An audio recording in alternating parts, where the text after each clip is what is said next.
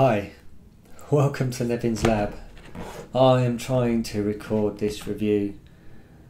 I've got my camera here and the screen is there, and I keep looking at the screen and not looking at the camera. Lots to learn. So if I do that, I apologise, it looks a bit odd. Anyway, today we're reviewing the SMOK, I've recorded this clip so many times, XPro M50.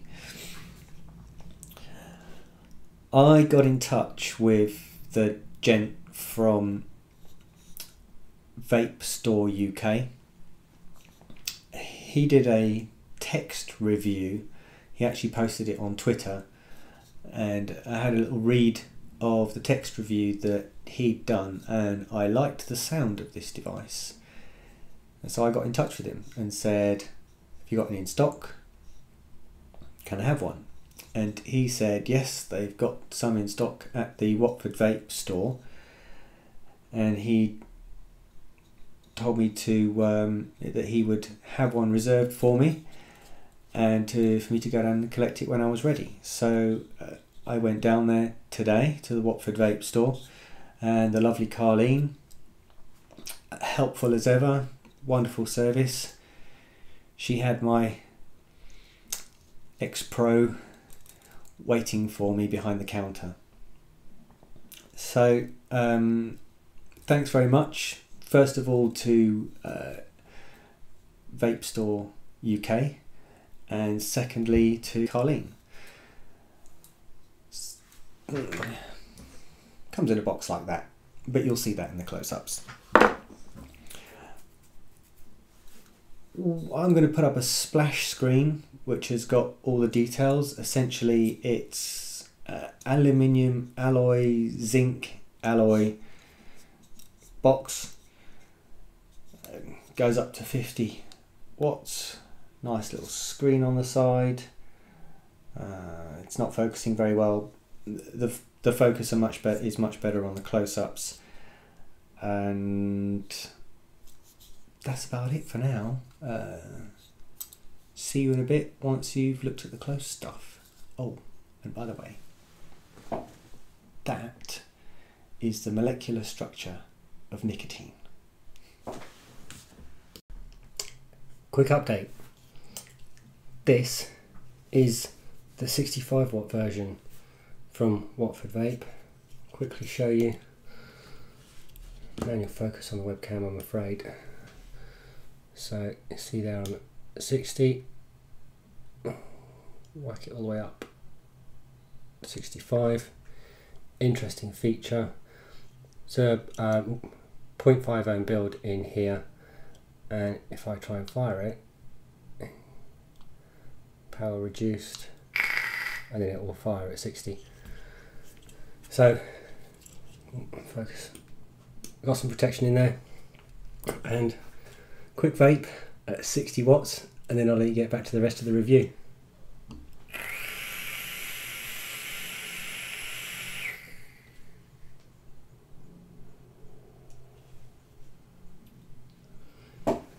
Lovely. I think I'm going to go for a lower ohm build just to have a play.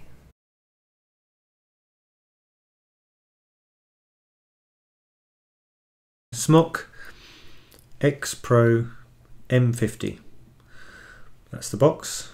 Rather a smart box. QR code on the side. I haven't tried it. I assume it takes you to their website. Description. Newly designed product. 50 watts of power.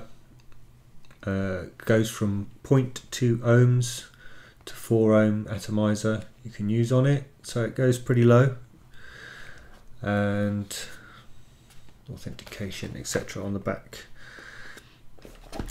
On the side of the box you've got what appear to be a wide range of colours. On the website there are 4 colours showing as available, sort of a goldy colour, silver, a gunmetal grey and black. This is the silver one. So box. It's really nice packaging. So there she is. As you can see, fairly small. Let's take it out, pack it.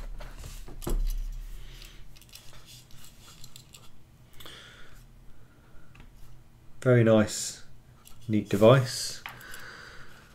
SMOK etched, laser etched, I guess, on the front there. It's got this rather nice ribbed effect on the side. Yeah, makes for a nice grip. Also, it's a bit like a heatsink type effect. On the other side, X50 Pro. In the top, 510 connection with a screw head in there. That is not screw adjustable. It is sprung loaded for adjustment. I had an issue with that, which I recorded another little clip, and I'll cut away to the clip that I recorded earlier, which is related to the adjustment or the non-adjustment on this screw head here. So I've said already that this center pin here is, although it's got a slot for a screwdriver, I don't believe it's meant to be adjustable. And the reason is that when I tried to adjust it, this is what happened. And the reason that happened is that when you turn the screw, it doesn't actually loosen or tighten. All it does is spin that entire center section. So when I tried to see how much adjustment there was on the center screw, preparing for the review, all I did was wind the wire up inside and snap it off. So I'm now going to repair that. Soldering iron at the ready. I'll repair it, put it together, and do the rest of the review. See you later. On the other side, got some air holes there for the battery, a USB charging point, and 2 screws holding the base in, and 2 non-screws holding the base in. But don't worry. Okay, so back to the box. Inside the box, bit of padding, cardboard base, and inside the box you get USB charging cable. I don't know if this can be run in pass-through mode. It doesn't mention pass-through anywhere in the manual or on the website. Probably wouldn't advise it. I guess you might get some charge into your battery. You get a little adapter here for ego threading, which I guess is quite a neat little add-on for those of you that have still got ego clearomisers that you might want to use on it. You get an Allen key tool or hex tool for opening it up, and you get 6 screws. So I assume that 2 of those screws are for the 2 that are missing on the bottom, and the other 4 are 4 spare screws. That's my guess. You get a little rubber grommet, which I have got no idea None at all. It's not mentioned in the manual. No idea what that's for. It doesn't fit in the 510. Why you would want to put it in there, I don't know, but rubber grommet, no clue. If anyone knows, message me. And a nice little manual, just describing what all the buttons do, how to take it apart, what the menus are, but I'm going to take you through all of that myself anyway. So that's what you get. Now when you get the box mod, you will think, blimey, that's light. How can that have any kind of battery in it? Well, it doesn't have a built-in battery. It's not like some other box mods that come with a built-in battery, so many milliamp hours for the box mod. With this one, you need to have an 18650 battery to put in it. It doesn't come with one, so if you don't have any already, then make sure you get yourself one. It says in the manual that you need to have at least 16 amp battery minimum for it. This is a 30 amp battery. That's what I'll be using. So put the battery in. Take the little grub screws out. Okay. The base comes off, and that's the inside. So you've got a little bit of circuitry there and a connector at the bottom. Again, like the top, although there's a screw head on that, don't try and adjust it by that screw head, and you will end up with a similar problem as I showed you for the, sorry, I'm just digging for my screwdriver. You'll end up with a similar problem as I showed you in the other little clip. It's sprung loaded for adjustment. Now I've got here another 18650 battery with the bobble head. I'm not sure what the proper term is. I did try this. I wondered if you would be able to use one of these types of batteries, so you can see that's the spring loaded adjustment there. But if I put the base on, it doesn't go all the way down. So you're going to need a flat top battery for this. These ones are particularly large.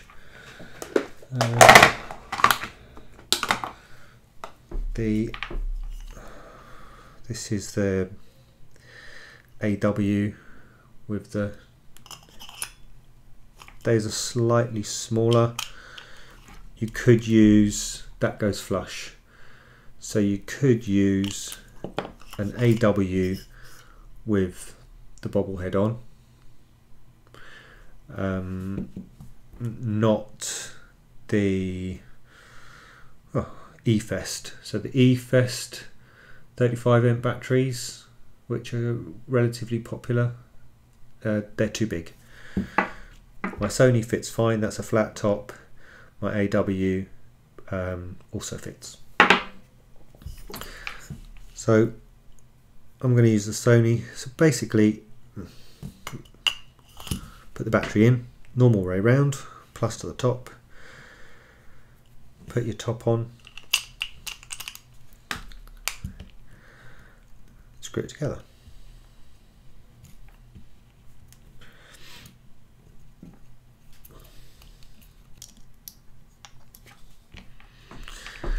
Okay, once it's screwed together, the little screen shows up.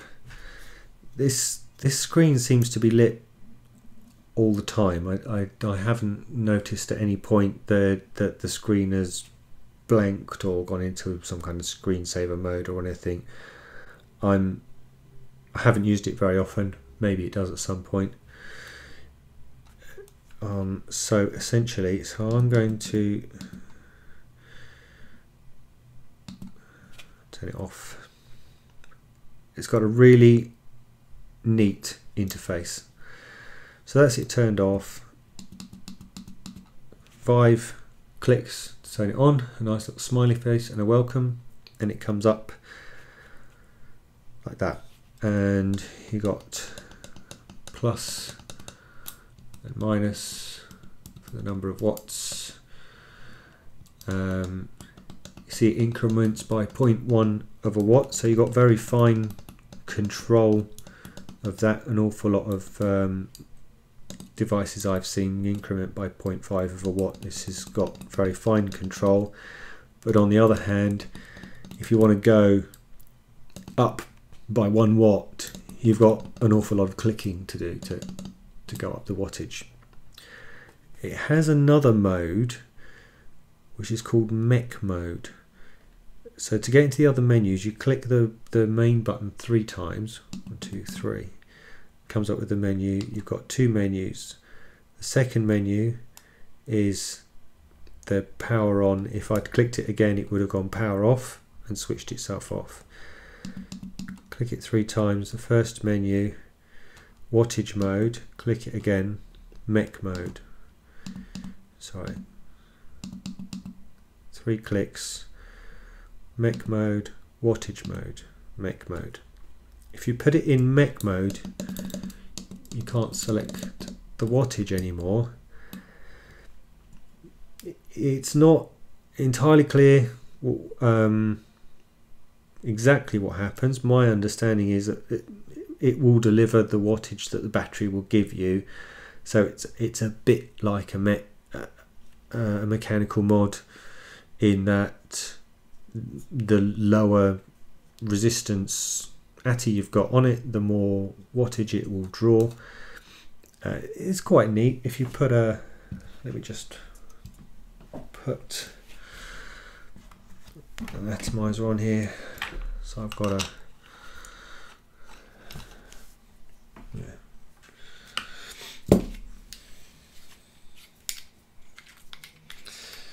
so if I've got SMOK XPro dripper here. I'm going to do a review for that in a little while, so you'll see a review for that coming up. Lovely little dripper, actually, really enjoying it. So if I put, this has got the pre-built coils in it. I think they came out at 1.2 ohms, something like that. And you'll see that it's showing, if I fire it, it's showing 12 point something ohms, so 12 point something watts. If I put my iGo W7, now I've got a 0.5 ohm build in here, my own build. If I fire that, you'll see 23 watts. And actually you can see here on the screen 0.5 ohms and 3.6 volts shows up when you fire it. Let's just see what resistance was this one.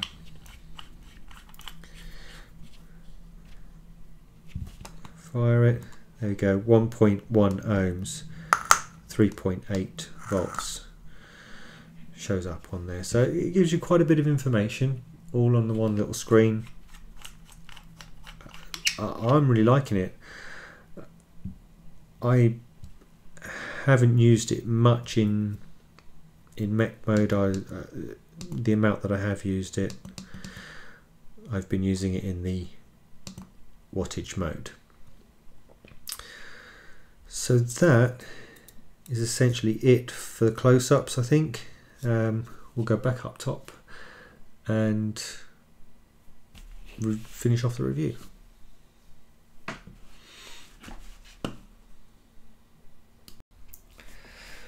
Right, so that's the SMOK XPro M50. I've got it with the XPro dripper on top. That looks rather smart. Should put something else on it. So just before I do that, so as you can see, it doesn't overlap at any point. That's a 22mm ATI on there. Let's put the sub tank on there, which we all know is a beast.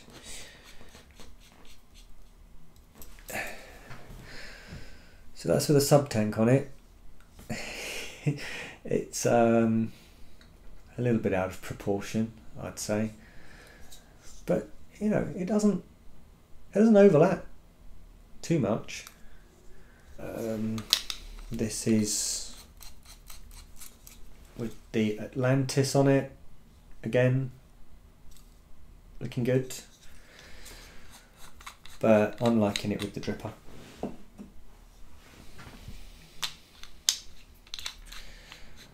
So let's put the SMOK dripper, SMOK box mod, and we'll have a little vape.